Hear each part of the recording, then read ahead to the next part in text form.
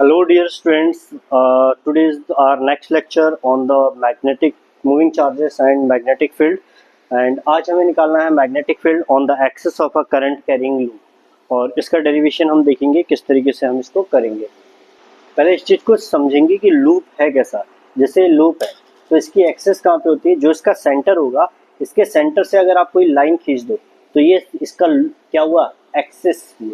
तो ये कह रहा है magnetic field on the axis. ये जो एक्सिस है, इस एक्सिस पर इस लूप की वजह से मैग्नेटिक फील्ड निकालना है। अब एक चीज समझो, ये इस तरीके से रखा हुआ है और इसमें इस तरीके से बीचों बीच में ये एक्सिस हो गई, बाहर को निकली हुई। तो ये एक्सिस है और ये लूप है, ठीक है, ये समझ में आ गया। ये इस तरीके से ये लूप में हमें निकालना है। तो ये लूप में यहाँ से एक्सिस मैंने खींच दी, ये हो गई axis, axis on the current carrying loop. तो देखो एक्सिस बनाएंगे, ये हो गई इसकी एक्सिस। इसका सेंटर हम मान लेते हैं यहाँ पे C, इसका सेंटर है C।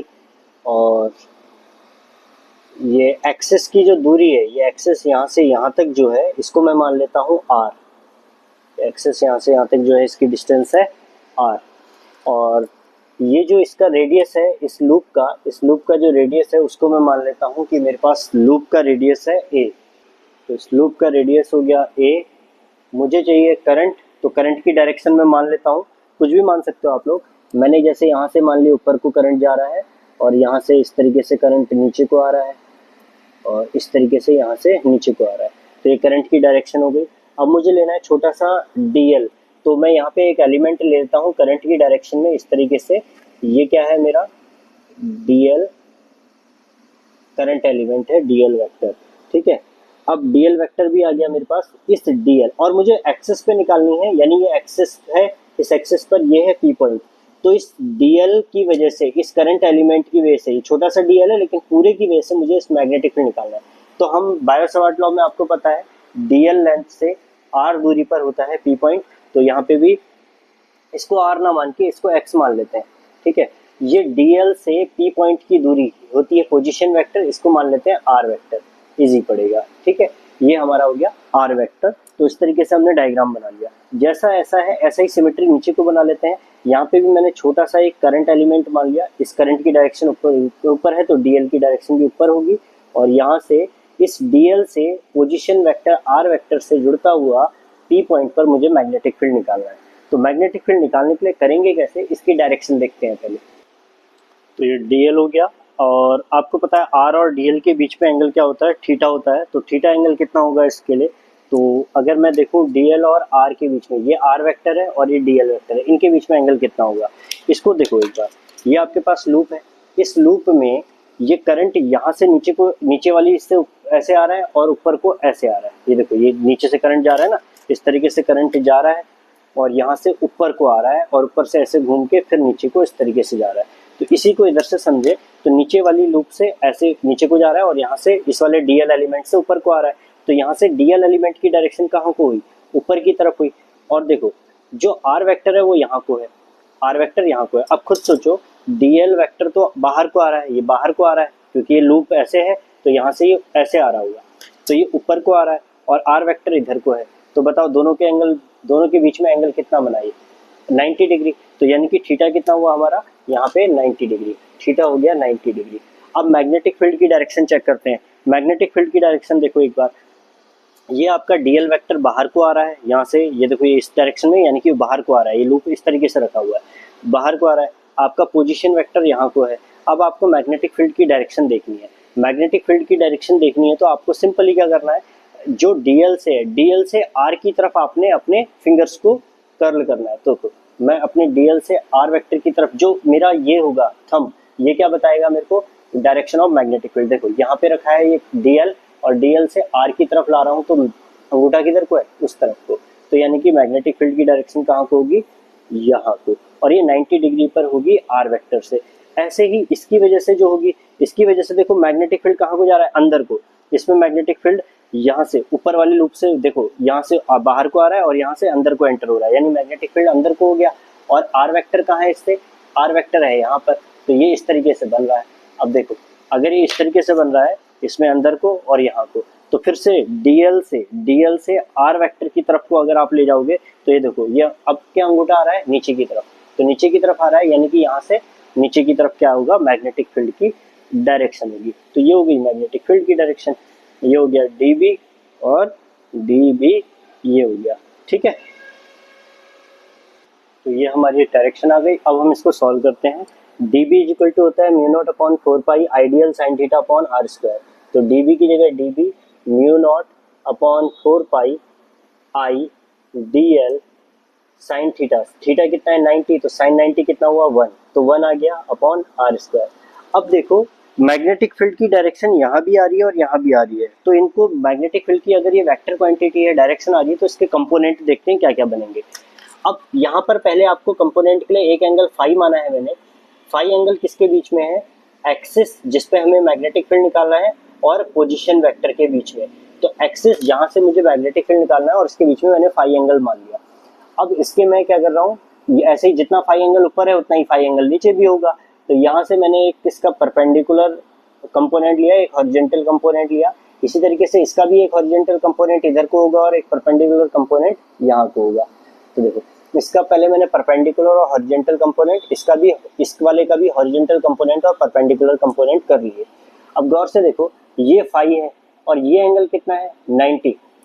यहाँ से, अच्छा ये वाला एंगल पहले देखो, यहाँ से यहाँ तक 90 होगा। अगर ये फाई है, ये पूरा 90 है, तो ये कितना हुआ 90 माइनस फाई। और गौर से समझो यहाँ से लेके यहाँ तक का एंगल भी 90 है, क्योंकि पोजीशन वेक्टर और मैग्नेटिक फील्ड की डायरेक्शन भी 90 होती है, तो ये एंगल भी 90 हुआ।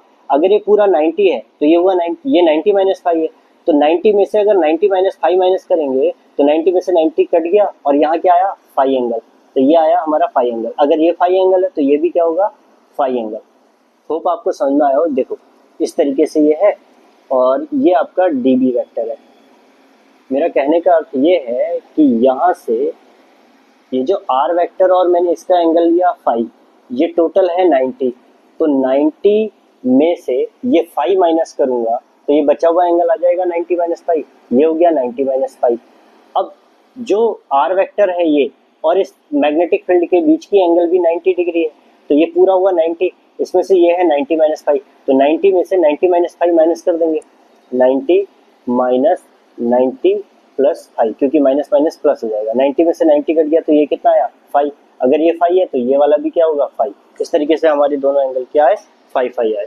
तो देखो यहाँ पे मेरा एंगल फाइव आ गया। अब देखो ये फाइव के साथ वाला क्या होगा डी बी कॉस फाइव, यहाँ पे भी क्या होगा फाइव के साथ वाला एंगल होगा डी बी कॉस फाइव, और ये वाला एंगल होगा डी बी, ये वाला कंपोनेंट होगा डी बी साइन थीटा, और इसका भी एक कंपोनेंट क्या आएगा डी बी साइन थीटा। यानी कि दोनों कंपोनेंट का जो मैग्नेटिक फील्ड है वो इस तरफ आ रहा है डी बी साइन थीटा, और यहाँ अपोजिट डायरेक्शन में, अपोजिट डायरेक्शन में ये एक दूसरे को कैंसिल कर देंगे। सारा मैग्नेटिक फील्ड किस डायरेक्शन में आ रहा है डी बी साइन थीटा के अलाउंग। तो हमारा सारा का सारा डी बी साइन थीटा में, यानी कि टोटल मैग्नेटिक फील्ड अगर मैं इंटीग्रेट करता हूँ, जो D B total magnetic field है, ये टोटल मैग्नेटिक फील्ड dB किसके बराबर है dB बराबर है integration of dB sine theta के बराबर है। अगर मैं देख रहा हूँ टोटल मैग्नेटिक फील्ड कहाँ आ रहा है dB साइन थीटा के अलाउंग आ रहा है, तो dB का इंटीग्रेशन b, और यहाँ पे dB, ये dB साइन फाइव, ये थीटा नहीं है फाइव है, क्योंकि फाइव एंगल लिया है हमने फाइव, तो dB साइन फाइव आया। अब देखो साइन फाइव की वैल्यू निकालनी पड़ेगी।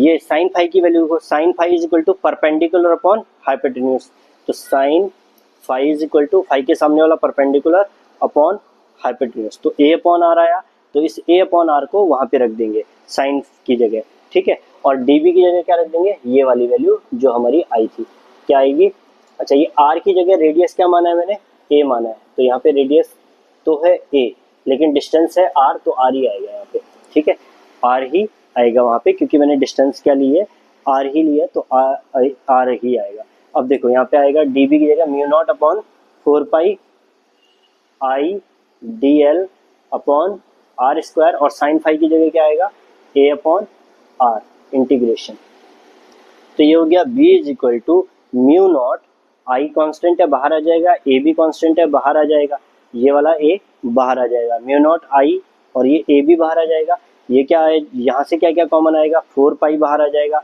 आर स्क्वायर और R into R square into R cube, ये भी बाहर आ जाएगा, ये तो सब कांस्टेंट है, ये बाहर आ जाएगा, म्यू नॉट अपॉन 4 पाई, आई भी कांस्टेंट है बाहर आ जाएगा, ए भी कांस्टेंट है बाहर आ जाएगा, आर स्क्वायर इंटू आर ये भी कांस्टेंट है, आर क्यूब भी बाहर आ जाएगा, क्योंकि आर भी चेंज नहीं हो रहा, रेडियस भी चेंज नहीं हो रहा, ये तो कोई चेंज ही नहीं हो रहे ना। चेंज कौन हो रहा है, डीएल, डीएल छोटा सा एलिमेंट है और मुझे पूरी रिंग की वजह से निकालना है, तो पूरे का डीएल का इंटीग्रेशन हो जाएगा, इंटीग्रेशन ऑफ डीएल।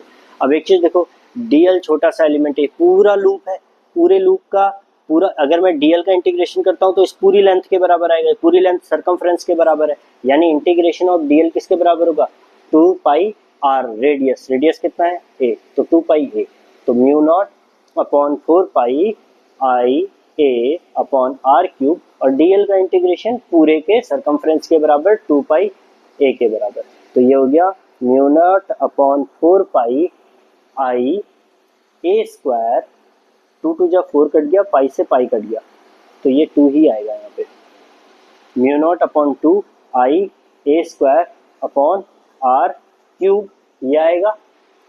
इस आर को भी चेंज कर देते हैं किसमें, एक्सेस, क्योंकि मुझे एक्सेस पे निकालना है ना, एक्स के रिस्पेक्ट में निकालना है, मुझे एक्सेस पे निकालना है मैग्नेटिक फील्ड, तो एक्स और कांस्टेंट ए पे चेंज कर देते हैं आर को। तो देखो अगर इस राइट एंगल ट्रायंगल में देखें तो ये क्या है, हाइपोटेन्यूज, ये है परपेंडिकुलर, ये हाइपोटेन्यूज, ये है परपेंडिकुलर और ये है बेस। तो पाइथागोरस थ्योरम लगाएं तो हाइपोटेन्यूज स्क्वायर यानी कि आर का square is equal to perpendicular square यानी कि ए का स्क्वायर प्लस बेस स्क्वायर यानी कि एक्स का स्क्वायर, तो स्क्वायर हटेगा तो आर इज इक्वल टू क्या आ जाएगा, ए स्क्वायर प्लस एक्स स्क्वायर का होल स्क्वायर, या फिर एक्स स्क्वायर प्लस ए स्क्वायर का होल स्क्वायर। इस वैल्यू को यहाँ पे रखते हैं तो देखो क्या आएगा, b इज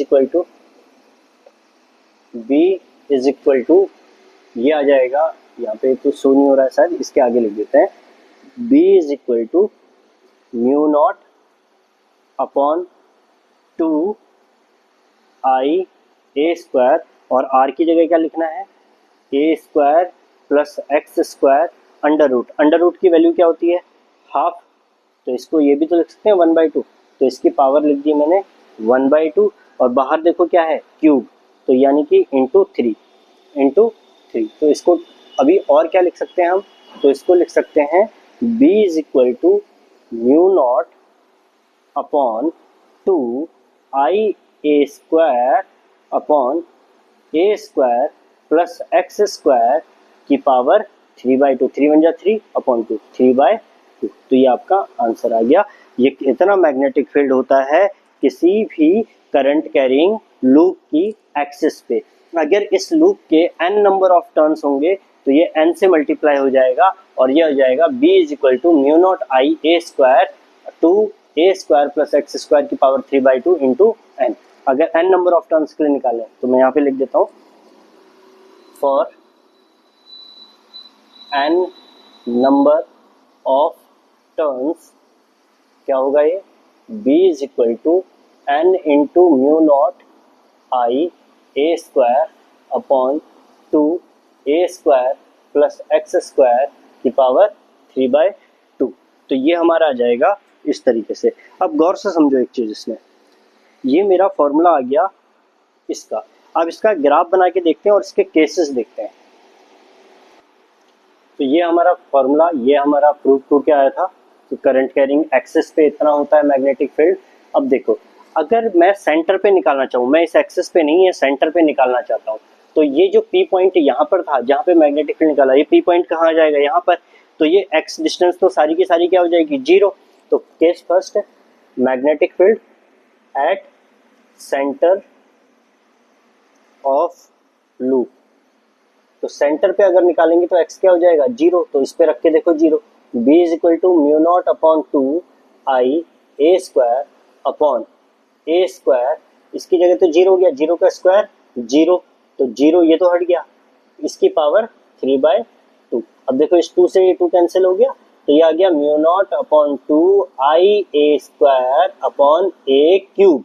इस ए स्क्वायर से ये ए क्यूब कैंसिल हो गया, तो कितना आया, mu not I upon 2a, mu not I upon 2a, इतना आ जाएगा ये।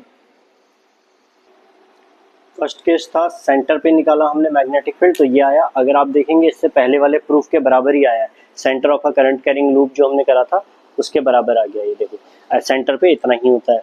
अब eight axial point lying far away from coil, तो एक्सियल पॉइंट जो है वो फार अवे है, यानी ये एक्स जो है बहुत दूर है।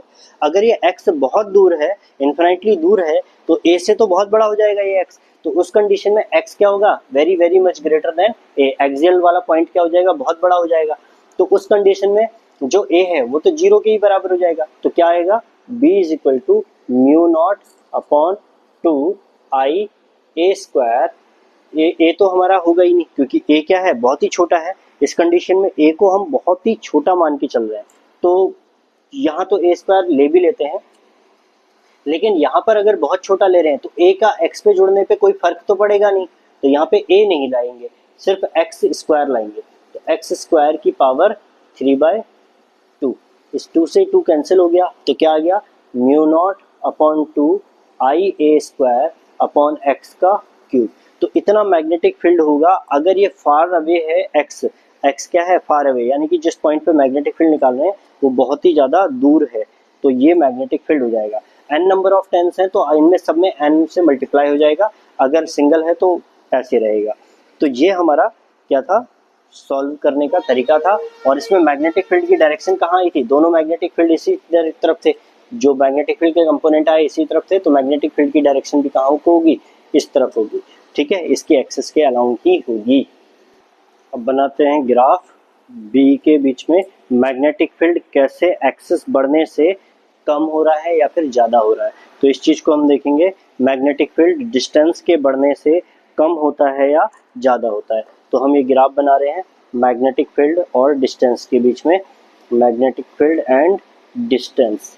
तो एक चीज़ देखो, अगर मैग्नेटिक फील्ड हमने यहाँ पे देखा, जो मैग्नेटिक फील्ड की वैल्यू आई थी ये आई थी।